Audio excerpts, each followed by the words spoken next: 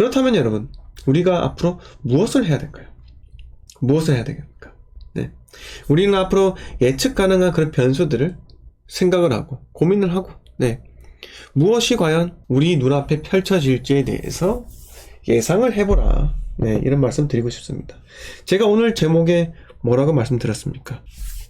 네, 오늘 제목에 제가 뭐라고 말씀드렸죠? 바로 뭡니까? 취득세 중과 풀립니다 라고 말씀을 드렸어요. 네. 취득세 중과가요, 여러분, 무조건 풀리게 되어 있어요. 제가 비록 이 무조건이라는 말을 그렇게 쓰는 걸 좋아하지는 않지만요. 근데 지금 현재 우리 희롱이 형님도 마찬가지고요. 대한민국이 부동산에 관계되신 분들은 지금 걱정을 어마어마하게 한다는 겁니다. 왜 그러냐면 지금 이 하락이 문제점이 아닙니다. 하락은요, 끝이 나요. 그런데 추후에 지금과 같이 부동산 시장이 얼어붙고 냉각이 되고 PF 대출이 되지 않고 뭐 이런 식으로 되잖아요. 그러면은 결국은 건설사가 공급이 안 됩니다. 네. 건설사가 공급을 하지 않죠. 네. 뭐 하러 공급을 하겠습니까? 그냥 현금을 보유해서 그냥 은행에 이자를 넣어두고, 네, 그냥 살겠죠. 네, 살겠죠. 자, 생각을 해보세요.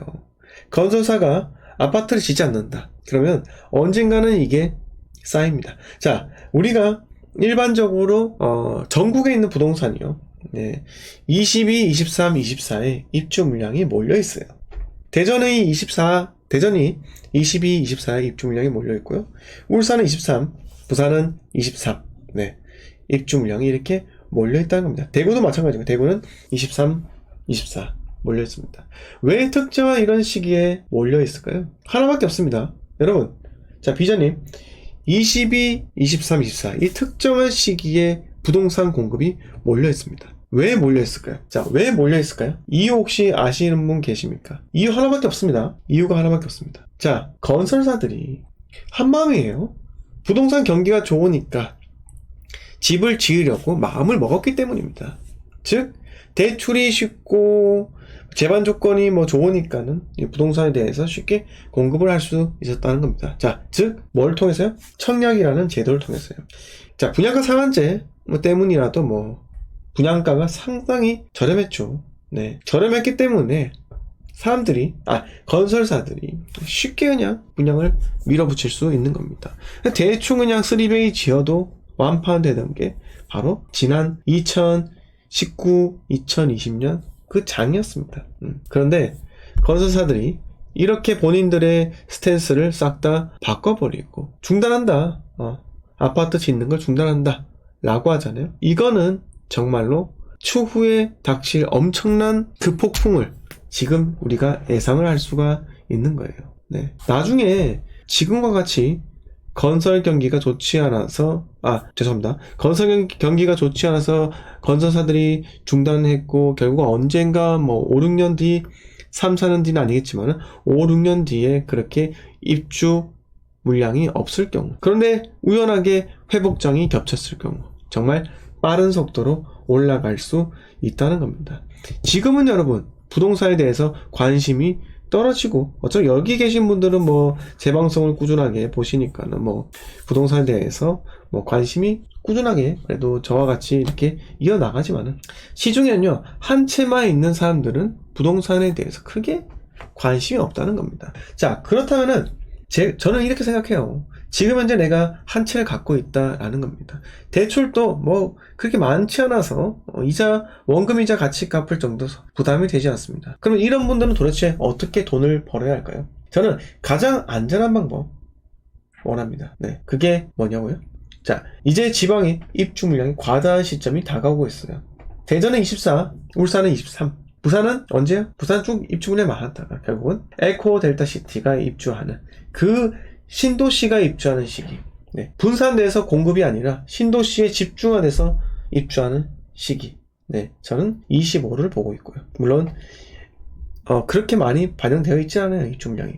자, 아직까지 청약으로 아파트 분양한 곳도 없기도 하고요. 네, 아무튼 간에 이런 시기에 우리는 매수를 해야 한다는 겁니다. 네, 어두운 시기에 매수를 해서 내가 2년을 보유한다. 네, 2년을 보유한다는 거는요. 그거는 여러분 미래를 준비하는 겁니다. 제가 말씀드리잖아요. 부동산이 언제 오를지는 그 아무도 모른다. 하지만 전문가고 평범한 사람이고 뭐건 간에 부동산을 사면서 기도를 하는 겁니다. 기도. 여러분 기도 매매를 아시죠? 기도 매매. 네. 무지성 매매랑 달라요. 일단 본인이 여러 가지 논리적 근거를 대고요. 그 과정에서 논리적 사고 결정을 해가지고 부동산을 매수하게 되는 거예요. 부동산을 매수하면서 이게 100% 오른다라고 생각하고 삽니까? 아니라는 겁니다. 제발 올라라 올라라 라고 간곡하게 외치면서 기도를 한다는 겁니다. 네, 그게 공통점이에요. 그런데 여러분 부동산 투자요 무조건적으로 언제 해야 합니까? 저는 그렇게 말씀드리고 싶어요. 바닥일 때.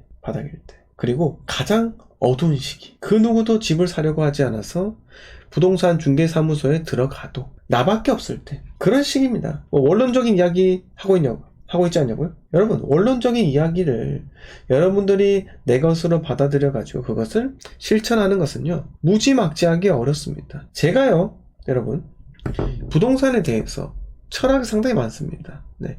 그 중에 첫 번째 철학이 뭐라고 말씀드렸습니까? 네. 싸게 사야 한다. 그리고 읽지 말아야 한다. 네. 자, 싸게 사고 읽지 않는 거. 여러분, 뭐가 있습니까? 선진입하고요. 네. 그리고 오를 때까지 기다리면 되는 겁니다. 그러면 여러분, 싸게 사고 읽지 않는 겁니다. 부동산은 무리할 필요가 없습니다. 그냥 여러분들께서 시기가 되었으면요. 아까 1주택자 분들 보고 제가 부동산에 대해서 더 이상 관심을 안 가지면 큰일 난다. 이렇게 말씀을 드렸었는데 그분들의 전략은요. 입주 물량이 어마어마하게 터지는 그 시기에 일시적 1가구 2주택으로 최고의 입지까지는 아니지만은 부동산을 한 채 더 매수해가지고 그게 본인과 동일한 지역이라고 한다면 추후에 전세세입자가 빠져나가면서 내가 부동산 회복기를 탈 때 또는 상승기를 탈 때 기존 아파트를 매도하면서 그 차익으로 신규 매수한 아파트에 잔금을 치면서 들어가는 겁니다. 그러면 일석이조 아니겠습니까? 그렇게 해야 돈을 벌지 않을까요? 네. 그렇게 해야지 1주택자는요. 그렇게 하셔야 되는 거예요. 자, 전문가들은요. 1년 뒤, 6개월 뒤 부동산 전망에 대해서 매우 궁금해하고 여러분들께 이야기 드립니다. 그런데 설령 내년에 집값이 오른다 하더라도 여러분들은 지금 취할 수 있는 무언가가 없습니다. 그 취할 수 있는 옵션이 없다는 것은요. 여러분, 집값이 오르지 않는다는 그 말과 동일한 거예요. 자, 그래서 집값이 오르도록 만들기 위해서는요. 딱 하나만 하면 됩니다. 뭘까요? 사람들이 집을 사는데 부담이 없도록 취득세 중과를 반드시 풀어줘야 한다라는 겁니다. 취득세 중과 풀기는 솔직히 어려워요. 지방세법 개정을 해야 될 거고요. 그리고 현재 야당에서 가만히 있지는 않습니다. 취득세 중과를 할 때 그때 밀어붙여가지고 현 야당께서 그렇게 만들었잖아요. 2020년 8월달 다주택자가 더 이상 취득을 할 수 없게끔 만들었습니다. 그 신호탄으로 우리는 집을 팔아야 한다라는 것을 분명히 알았는데도 불구하고 집을 팔지 못한 게 누구 때문에 팔지 못했습니까? 여러분들 집을 팔지 못한 이유 하나밖에 없어요. 더 올라갈까봐. 더 올라갈까봐. 그 몇 건 안 되는 그 거래량으로 집값 계속 올라갈까봐 팔지 못한 거라고요. 그게 인간의 욕심이에요. 앞으로 우리가 그러면 어떻게 하겠습니까? 항상 그걸 생각하세요. 박수 칠 때 떠나라. 저도 마찬가지입니다. 박수 칠 때 신나게 치고 떠났잖아요. 여러분들이 부동산에 대해서 환호성을 지르면서 가즈아 영끌하자 하면서 그렇게 하실 때 저는 싹 다 팔았다고요. 지금 1주택자 아닙니까? 저 대출 하나도 없어요. 그렇다고 제가 부자냐고요? 아니요. 저 부자 아닙니다. 부자 아닙니다. 근데 여러분, 저는 그건 알아요. 언젠가는 부자가 될 거란 걸 압니다. 그리고 언젠가는 부자가 되기 위해서 저는 절대로 잃지 않는 투자를 할 겁니다. 제가 늘 여러분 지겨우실 거예요. 제가 이렇게 자꾸 잔소리같이 이야기를 하기 때문에 그렇습니다. 근데 이 사이클은요 늘 반복이 되거든요. 여러분들이 제 말을 듣고 실천을 옮기면서. 자, 최근에 제가 영상 하나 올렸잖아요. 네, 땡땡땡님, 집 매도하셔가지고 매도 축하드린다. 라고 말씀드렸습니다. 그렇게 저와 같이 호흡을 하면서 매도하시는 분.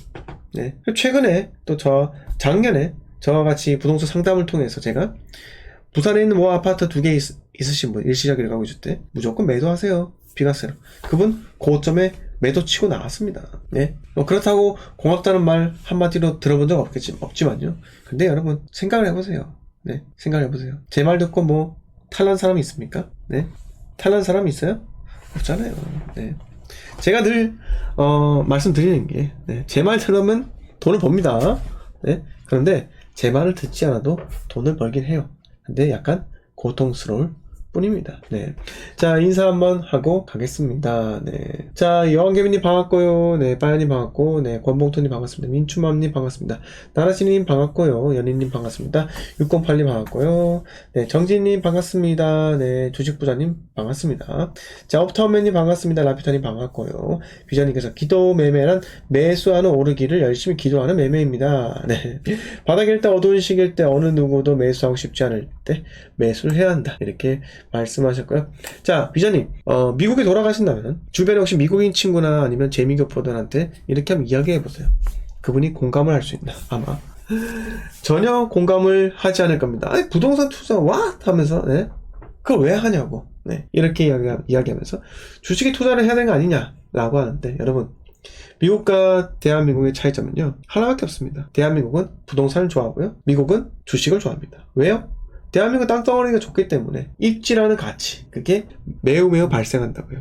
희소성의 원리, 네, 발생합니다. 미국인데 우리나라 아파트 살잖아요. 기가 막히게 놀래요. 아파트에 우리 커뮤니티 센터가 있고 수영장 있고요, 네, 골프장 있고, 아파트 단지가 엄청나게 크니까 네, 산책 가기도 괜찮고, 그 아파트 사니까는 땡땡 브랜드 사는 남자다. 네, 자이 사는 남자, 레미안 사는 남자, 뭐 이렇게 불리고, 그리고 애들도 뭐 자연스럽게 교육적인 것 때문이라도 뭐 필터링 되고 뭐, 그러니까 너무너무 살기 좋아한다는 거예요.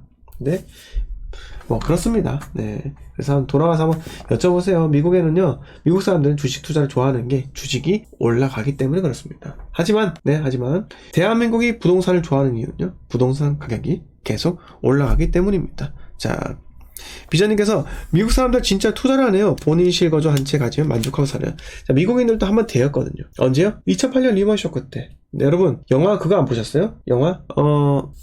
리먼 쇼크 다룬 영화 이름 뭐였죠? 뭐 머니 토크가 그것도 있었고, 리먼 쇼크 영화. 네. 자, 리먼 쇼크 영화가 뭐가 있었죠? 갑자기 기억이 안 나네. 리먼 브라더스. 네. 빅쇼트. 네, 빅쇼트. 빅쇼트도 있고, 그 다음에 빅쇼트 말고 또 다른 것도 있었는데요. 마진콜. 네, 마진콜, 빅쇼트. 이 두 개를 한번 꼭 보세요. 네. 마진콜도 있어요, 마진콜. 이 서프라임 모기지가 터질 때 리먼 브라더스 안에서 일어난 일들. 그 한번 보시면 될 것 같습니다. 네. 한진호님께서 저도 준생이 말대로 대구 구형 아파트 처분해서 너무 잘한 것 같습니다. 한진호님 혹시 언제 매도하셨죠? 네. 지인님, 김홍규님, 윤영경님, 네, 주식부장님 반갑습니다. 네, 감사하고요. 빅쇼트라고 이렇게 해주셨네요. 네. 앱솔님 반갑습니다. 네. 자, 비전님께서 미국에 가면 주위 지인들께 준생님 유튜브 소개할 거예요. 감사합니다. 네. 정말 감사드려요. 제 골드 멤버십 분들 중에서도 미국에 거주하시는 분이 한 분 계십니다. 네. 정말 항상 감사하고 응원해주셔서 감사하고요. 그분도 제 멤버십이 거의 1년 넘게 초창기부터 계셔가지고 정말 힘이 되고요. 네. 하여튼 간에 이렇습니다. 한지원님 올 6월 달이요. 정말 잘하셨네요. 네. 그래, 익절 하셨어요? 혹시 손해를 보고 파셨나요? 네. 어때요? 익절까지는 아니겠지만, 네. 그래도 약간 손해? 네. 아니면 옛날에 사가지고 익절? 어떤 건지 궁금합니다. 네. 자, 오늘 제가 뉴스 하나만 더 말씀드릴게요. 뉴스 하나만 말씀드릴게요. 자, 1139채 빌라왕 급사에 세입자들 쇼크 상태, 원희룡이 나섰다라고 합니다. 네. 수도권 일대 1139채에 이르는 빌라와 오피스텔을 갭 투자로 사들여 임대사업을 벌인 이른바 빌라왕이 갑작스럽게 숨지면서 세입자들이 전세 보증금을 돌려받는데 애를 먹고 있다. 서민들이 전세 피해 눈물 흘리지 않도록 최선을 다하겠다. 정부가 나서 피해를 최소화할 것이라고 이야기를 하셨는데요. 자, 근데 이거 보시면은 이거 맞는데 보증보험 가입을 하고 뭐 한 경우는 뭐 괜찮을 건데 지금 뭐 월세로 해서 보증금이 최소화해서 뭐 최우선 변제권에 있는 그런 분들은 좀 괜찮겠죠. 네. 근데 문제는 감정가 대비해서 낙찰가가 시세보다 훨씬 더 떨어질 경우에 훨씬 더 전세 시세보다 더 떨어진다. 왜? 이건 빌라나 뭡니까? 빌라 또는 뭐죠? 오피스텔이잖아요. 네. 낙찰을 안 받을 수 있어요. 네. 그럼 낙찰을 받잖아요. 그분이 선순위 세입자가 아니라면요, 대항력이 깨지기 때문에 나가야 됩니다. 네, 나가야 돼요. 현재 법이 이렇게 되어 있는데 과연 장관이 이렇게 한다 해가지고 이런 분들이 구제가 될까요? 저는 불가능할 거라 이렇게 생각이 들고, 그냥 전세 보증보험으로 가입하신 분들 또는 전세 자금 대출 받아서 들어가신 분들은 뭐 괜찮을 수 있다.